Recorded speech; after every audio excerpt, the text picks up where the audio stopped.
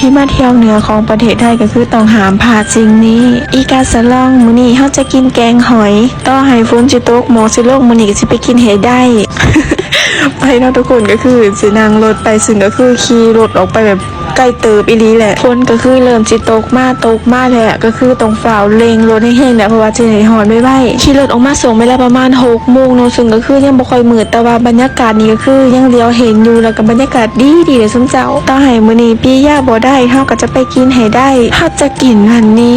กันละข้อละนึงนั่งรถไปก็คือเว้าไปเนาะทุกคนเบิ่งเขาอยู่นี่นะงามแหมอันนี้บ่ฮู้ว่าเขาหน้าแซงบ่หรือเขาหน้าปีแต่คิดว่าน่าจะเป็นหน้าแซงหลายกว่าเพราะว่าช่วงนี้บ้านเฮาก็น่าจะเริ่มเกี่ยวกันแล้วนะแต่ว่าอยู่นี่เขาเจ้าหาแต่กำลังขึ้นกำลังอ้ามแล้วมื้อนี้น้องก็ได้กินแกงหอยแล้วเด้อแต่ว่าทำนี้เท่านี้ก็คือก่อนจะกินข้าวอยู่เฮือนผู้อื่นต้องเอาเงินมาซื้อหรือเฮาก็ซื้อไป5 บาทเนาะแต่ก็ได้กินทุกอย่างดิเพราะว่าเพิ่นถือเนาะถ้าว่าบ่ซื้อนั่นก็คืออาจจะเฮ็ดให้สร้างกันได้แบบนี้หั่นนะก็เลยต้องซื้อเมนูมื้อนี้ก็มีทั้งแกงหอยแล้วก็แกงหน่อไม้แล้วก็แกงหมักหมี่ใส่ไก่น้ำแล้วก็มีแกงบุญเส้นหั่นนะก็คือแซ่บๆซึ่งเจ้าแซ่บอีหลี